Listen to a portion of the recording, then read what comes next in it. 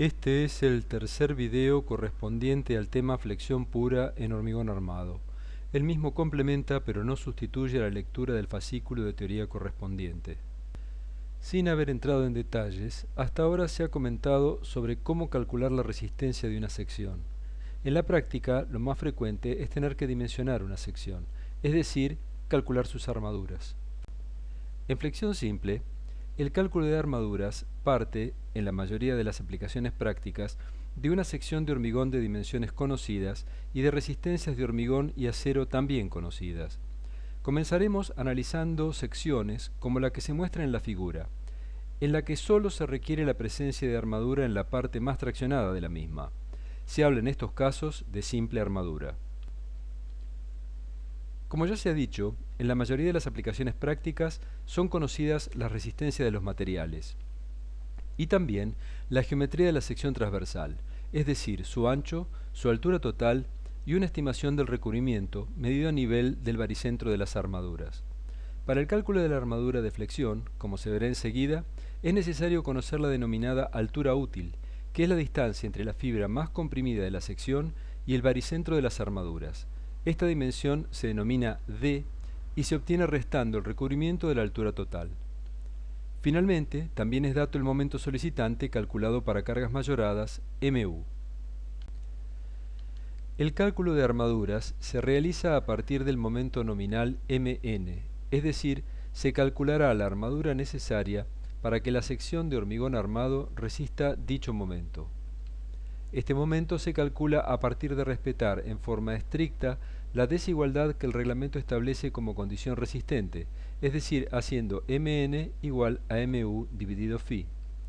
Por el momento aceptemos que siempre resultará válido tomar Φ igual 0,9. En breve se justificará esta adopción. El valor de Mn se obtiene entonces dividiendo el valor conocido de Mu por 0,9. Si se tienen presentes dos conceptos muy básicos, no solamente se podrán plantear las ecuaciones que permiten calcular las armaduras, sino que se evitarán también muchos errores, tanto en el cálculo como en la verificación de secciones. Estos conceptos son: en flexión simple, la resultante de fuerzas internas debe ser igual a cero, pues al no haber un esfuerzo axial externo aplicado, las fuerzas internas de tracción y compresión deben cancelarse entre sí.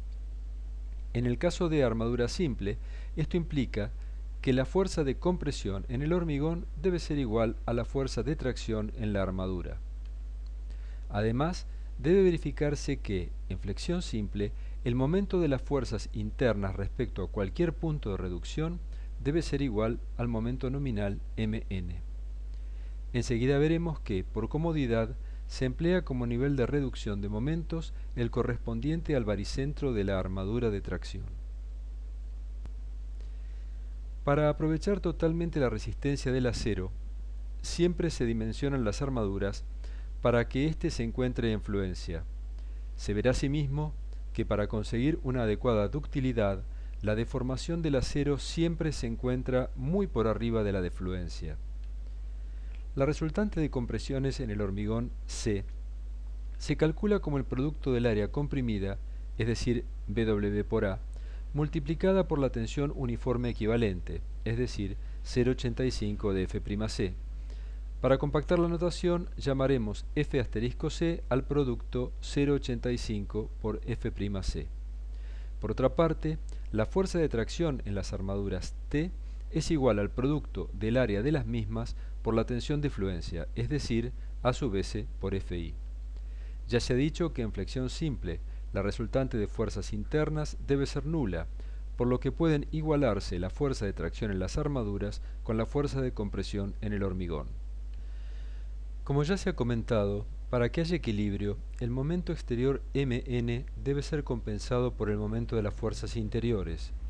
La ecuación de momentos de las fuerzas interiores se simplifica si se elige como nivel de reducción al centro de gravedad de las armaduras, porque de esa forma la fuerza T no produce momentos respecto a este nivel, resultando entonces que el momento Mn es equilibrado solamente por el producto entre la fuerza de compresión en el hormigón C por su brazo de palanca, que es igual a la altura útil D menos la mitad de la altura A del bloque de compresiones. Como puede apreciarse en esta ecuación, la única incógnita es A. Para evitar errores y para poder desarrollar ábacos y tablas que solucionen el problema, resulta útil trabajar en función del parámetro adimensional K sub A, que es igual al cociente entre A y la altura útil D. Para la resolución del problema, conviene compactar la notación recurriendo a otro adimensional denominado momento reducido Mn. Definidos los adimensionales y reordenando, se llega a la ecuación de una parábola cuya ecuación cuadrática admite dos soluciones de acuerdo al signo que se adopte. Cabe preguntarse si ambas soluciones para K sub A son válidas. Conocido K sub A, se puede calcular la profundidad del eje neutro de tensiones A, y a partir de la ecuación de equilibrio de fuerzas puede determinarse la armadura A sub S. Aunque parecería que se ha llegado a la solución del problema, todavía queda mucho camino por recorrer. Es momento de dilucidar si es posible físicamente que existan dos soluciones para K sub A. El gráfico representa la parábola Mn en función de K sub A. Lo primero que hay que dilucidar es si ambas soluciones de la ecuación cuadrática resultan aceptables. Si se emplea el signo menos, se obtiene una solución menor que 1, y si se emplea el signo más, se obtiene una solución mayor que 1. Hay que avanzar un poco más en el análisis del fenómeno físico antes de poder sacar una conclusión. Recordemos que llamamos C a la profundidad del eje neutro de deformaciones y que es conocida y calculable la relación entre A y C. Por lo tanto, si se conoce K sub A, se puede calcular A. Si se conoce A, se puede calcular C. Si se conoce C, se puede calcular la deformación de la armadura traccionada epsilon S aplicando semejanza de triángulos. A partir de la deformación puede calcularse la tensión en la armadura traccionada aplicando la ley de Hooke con límite superior en la tensión de fluencia. Si bien en este momento no es necesario, luego será útil poder calcular también por semejanza de triángulos la deformación en la armadura comprimida. Finalmente, conocida esta deformación, puede calcularse la tensión en dicha armadura. Volvamos ahora al gráfico que representa la relación entre K sub A y Mn. Llamando K sub C al cociente entre C y D, como A y C están relacionados mediante la constante beta 1, el eje de abscisas podría intercambiarse y utilizarse un eje K sub C donde K sub C sea igual a K sub A dividido beta 1. Cuando K sub A es igual a beta 1, K sub C será igual a 1. Físicamente implica que C será igual a D. En otras palabras, el eje neutro de deformaciones pasará por el centro de gravedad de las armaduras, indicando que su deformación y por lo tanto su tensión son nulas. Para esta posición del eje neutro, la resultante de compresiones en el hormigón C está muy lejos de ser nula. Sin embargo, la deformación, la tensión y por lo tanto la fuerza en la armadura sí lo es. En otras palabras, las fuerzas internas no serán iguales y contrarias, y por lo tanto la resultante no será nula, lo que resultaría incompatible con el concepto de flexión simple. Claramente se trata de una solución matemática que no es solución física del problema, dado que no verifica una premisa básica de la flexión simple. La zona coloreada indica entonces soluciones matemáticas que no son soluciones físicas del problema. La primera conclusión que se extrae de lo visto es que para que la armadura esté traccionada es necesario que K sub A sea menor que beta 1.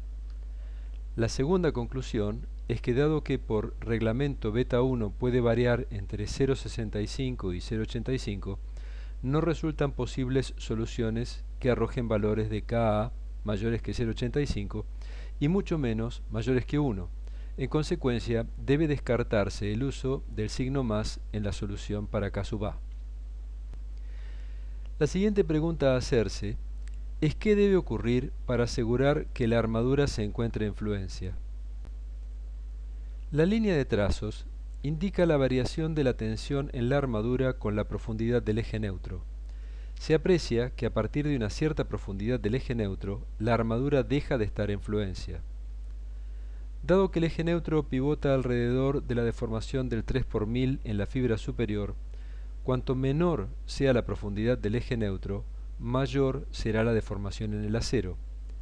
La profundidad que conduce a la deformación de fluencia en la armadura puede calcularse por semejanza de triángulos. Para aceros con FI igual a 420 megapascales, para asegurar que los mismos se encuentren en fluencia, es necesario que K sub C sea menor que 0,588. La condición anterior establece un nuevo rango de valores de K sub A y K sub C que no pueden ser admitidos como solución del problema porque no se estaría aprovechando al máximo la resistencia de la armadura. Esto nos llevaría a una nueva limitación numérica para K sub C y K sub A. En definitiva, al hacer girar el plano de deformaciones alrededor del punto A, se tendrá un sector en el que la armadura inferior se encuentra comprimida, por lo que no se trata de un caso de flexión simple. Un sector en el que la armadura inferior se encuentra traccionada, pero en estado elástico, por lo que se trata de una solución antieconómica y, como se verá enseguida, sin ductilidad.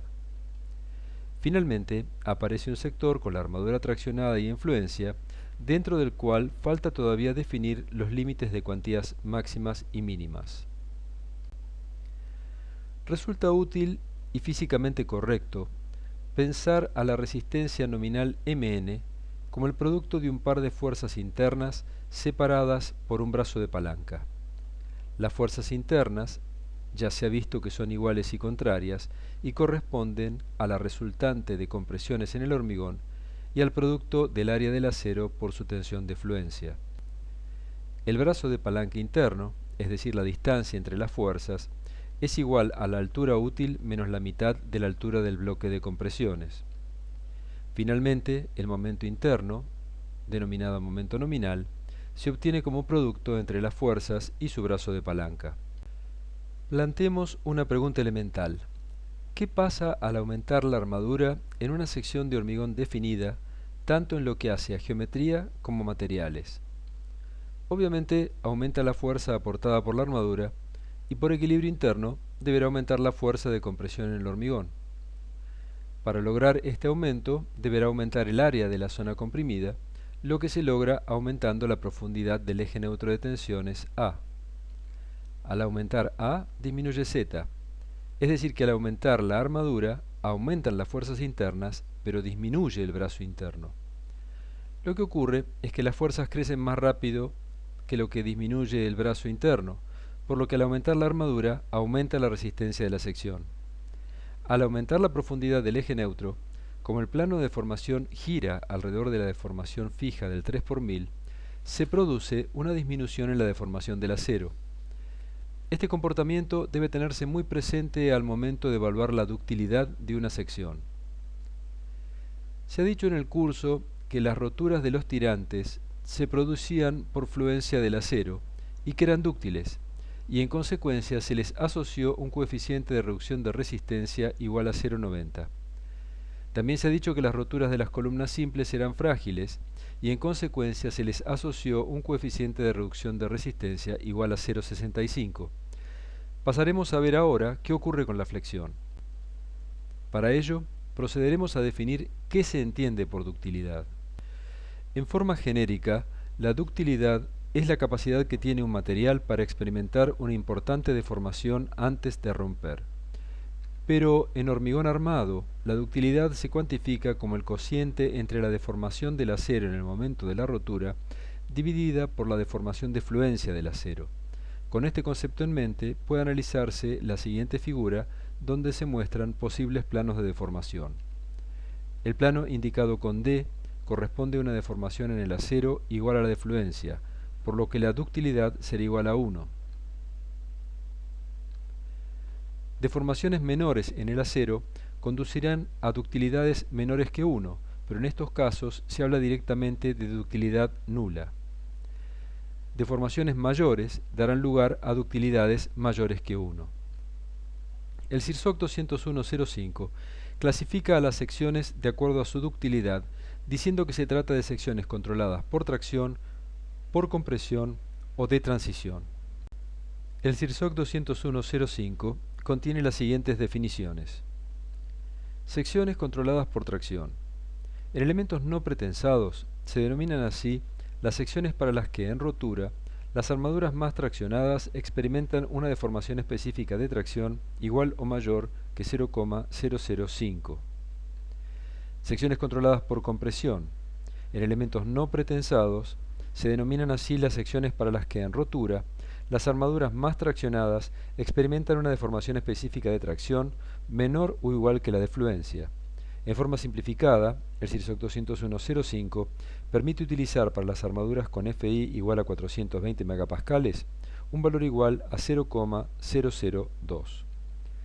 Finalmente tenemos las secciones de transición, que son aquellas secciones no pretensadas en las que, en rotura, las armaduras más traccionadas experimentan una deformación específica de tracción comprendida entre la de fluencia y 0,005. Los aceros más empleados en nuestro medio tienen una resistencia especificada de 420 megapascales, por lo que su deformación de fluencia resulta igual a εs igual a EFI dividido E sub S, es decir, a 420 dividido 200.000 megapascales, en definitiva, una deformación de 2,1 por 1000. Esto quiere decir que las ductilidades para secciones controladas por tracción serán iguales o mayores que 2,38 y las ductilidades de las secciones de transición estarán comprendidas entre 1 y 2,38. Como ya se ha comentado al estudiar tirantes y columnas, el CIRSOC 201.05 establece valores para el coeficiente de reducción de resistencia que son función de la ductilidad de la rotura. Al pie de esta imagen puede verse la condición resistente que establece el CIRSOC 201.05 para flexión. Debe verificarse que el momento calculado para cargas mayoradas sea menor o igual que el momento nominal minorado por el coeficiente de reducción de resistencia φ. Para secciones controladas por tracción, es decir, cuando la deformación de la armadura es igual o mayor a 5 por 1000, establece un valor constante igual a 0,90. Para secciones controladas por compresión, no sunchadas, es decir, cuando la deformación en la armadura es menor o igual que la de fluencia por tracción, establece un valor constante igual a 0,65. Para secciones de transición, establece valores variables con la deformación de la armadura traccionada. Este gráfico muestra lo mismo que lo visto en la diapositiva anterior, solo que en él se han volcado también lo especificado para secciones sunchadas y las ecuaciones a emplear para el cálculo de los valores de φ correspondientes a secciones de transición. A pesar de que el término cuantía máxima suele usarse en elementos flexionados, no es estrictamente correcto, y de hecho el CIRSOC 201.05 no define este concepto. El reglamento sí establece una deformación mínima para el acero y la fija en 4 por 1000. Al estar fija la deformación del hormigón comprimido en 3 por 1000 y la del acero en 4 por 1000, se está fijando una profundidad máxima del eje neutro de deformaciones. Este requerimiento estaría indicando que los planos de deformación aceptables deberían moverse entre la línea amarilla y la línea roja, rotando alrededor de la deformación del 3 por 1000 en el hormigón. Desde el punto de vista de la ductilidad, para un acero con FI igual 420 megapascales, este requerimiento impone un valor mínimo de 1,90, que implica una profundidad máxima del eje neutro de deformaciones de 3/7 de d. Veremos enseguida que este requerimiento se ve superado por uno de carácter económico que impone una profundidad aún menor del eje neutro de deformaciones. Si se respetara la restricción impuesta por el CIRSOC, los coeficientes de reducción de resistencia podrían llegar a ser algo menores que 0,90, dado que podrían emplearse secciones de transición. Se discutirá a continuación cuáles son los efectos que produce la presencia de armadura de compresión. A estas armaduras se las denomina como A'S, y a su recubrimiento baricentro de armadura como D' y a veces como D'S. Se está disponiendo un material de muy alta resistencia frente a la del hormigón en la zona de compresión. De esta forma, se necesitará menos hormigón comprimido para compensar la fuerza de tracción en la armadura inferior, por lo que el eje neutro tenderá a subir, es decir, disminuirá la profundidad del eje neutro. Al disminuir la profundidad del eje neutro, aumentará la deformación de la armadura traccionada y por lo tanto aumentará la ductilidad. Enseguida se verá que agregar armadura comprimida puede llegar a ser un recurso muy útil para no tener que, por ejemplo, aumentar la altura de una sección de hormigón cuando las solicitaciones son muy grandes. Las armaduras comprimidas también disminuyen los efectos de fluencia lenta sobre el hormigón comprimido. Si bien ya se ha dicho que la expresión cuantía máxima podría no ser del todo correcta, resulta mucho más compacta que decir deformación mínima aceptada para el acero traccionado. Graficar la evolución del momento reducido Mn con K sub A es equivalente, salvo factores de escala, a graficar la evolución del momento nominal con el aumento de la armadura traccionada. En el gráfico, se ha limitado la evolución de la curva hasta una deformación del acero traccionado del 4 por 1000. Conviene recordar que valores pequeños de K sub A están asociados a grandes deformaciones de la armadura traccionada y viceversa. Como puede apreciarse, para esta deformación se tiene un valor de phi igual a 0,814, es decir, sensiblemente menor que el valor máximo, que es igual a 0,90. Como es sabido, el valor que interesa a los efectos de la condición resistente es el producto de phi por Mn. Este producto está representado a través de la curva verde. Se aprecia un efecto muy interesante. Cuando la deformación es menor que el 5 por 1000 en la armadura traccionada, la disminución de phi compensa casi exactamente el aumento de Mn, por lo que al aumentar la armadura traccionada, no se obtiene un aumento en el momento aprovechable a los fines de la seguridad estructural. En otras palabras, agregar armadura traccionada no mejora la seguridad. El gráfico anterior permite arribar a algunas conclusiones. Resulta antieconómico proyectar secciones para las que la deformación del acero sea menor que el 5 por 1000. La conclusión anterior equivale a establecer una cuantía máxima por razones económicas que en lugar de corresponder a una deformación mínima en el acero de 4 por 1000 será de 5 por 1000. Una deformación mínima en el acero equivale a una profundidad máxima del eje neutro de deformaciones y en consecuencia a una profundidad máxima del eje neutro de tensiones equivalentes. Por semejanza de triángulos, la profundidad del eje neutro de deformaciones queda limitada a 3/8 de d. Resulta entonces que K sub C máximo será igual a 3/8 y en consecuencia K sub A máximo resultará igual a 3/8 por beta 1.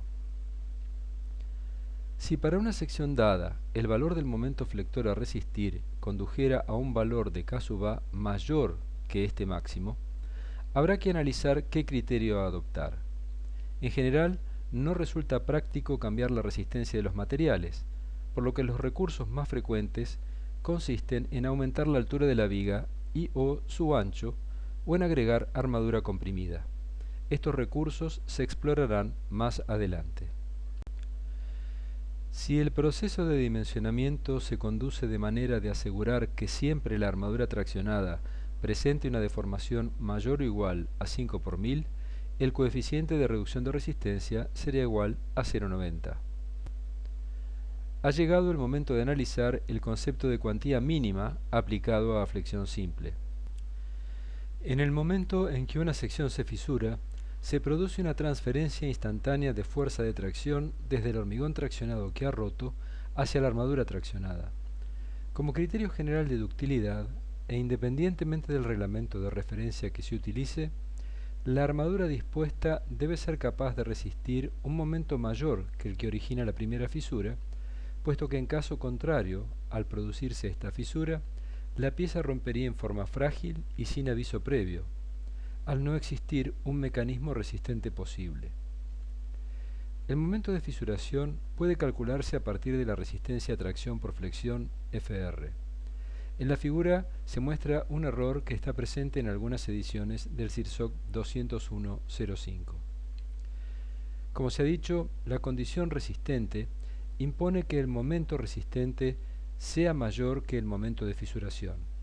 Si bien el reglamento no explicita una de las expresiones para el cálculo de armadura mínima que asegura que se cumpla esta condición, está desarrollada a partir de suponer un coeficiente de seguridad igual a 2, es decir, que la armadura mínima asegure una resistencia al menos igual al doble que el momento de fisuración.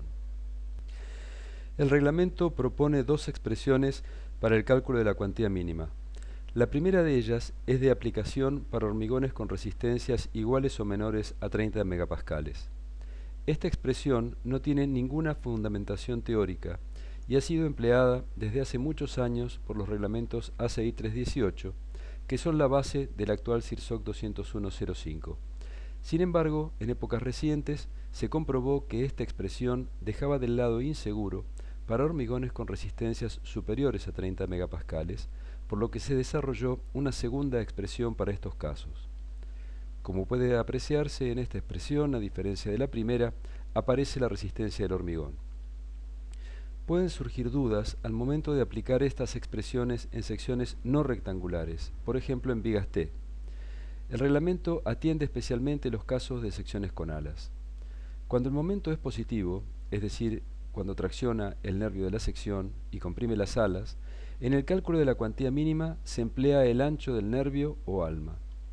Cuando el momento es negativo, es decir, tracciona las alas de la sección y comprime el nervio, en el cálculo de la cuantía mínima se emplea el menor valor entre el ancho del ala y 2 veces el ancho del nervio. Para evitar el sobredimensionamiento de secciones, que, aún para cargas mayoradas, se encuentran solicitadas muy por debajo del momento de fisuración, el reglamento permite obviar los requerimientos anteriores si se adopta una armadura al menos un tercio superior a la obtenida en los cálculos. Las dos primeras expresiones permiten calcular una armadura que es independiente del momento actuante. Esta armadura está asociada a una profundidad del eje neutro y a un valor de K sub A que podríamos denominar mínimos. Es decir, que si del cálculo de armaduras surgiera un valor menor de K sub A, ya sabríamos que hay que adoptar cuantía mínima o bien adoptar una armadura un tercio superior a la calculada. La armadura mínima provee una resistencia a tracción igual a su área por la resistencia del acero. Por equilibrio de fuerzas, esa fuerza mínima en el acero deberá ser igual a la fuerza provista por el hormigón. De allí puede despejarse el valor de K sub A por debajo del cual habrá que disponer armadura mínima.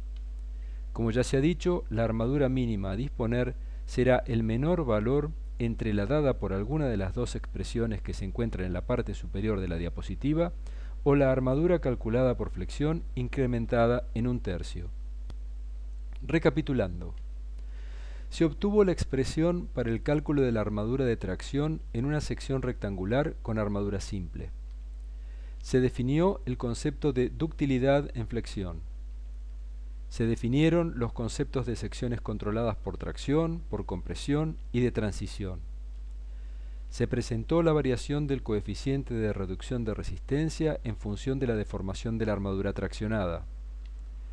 Se demostró que el dimensionamiento más económico se logra asegurando que la deformación de tracción del acero sea mayor o igual que el 5 por 1000, y en esas condiciones el coeficiente de reducción de resistencia vale siempre 0,90. Se estudiaron los efectos originados por la presencia de armadura comprimida. Se desarrolló el concepto de cuantía mínima y se presentaron las condiciones reglamentarias sobre el tema y su aplicación a secciones rectangulares y con alas.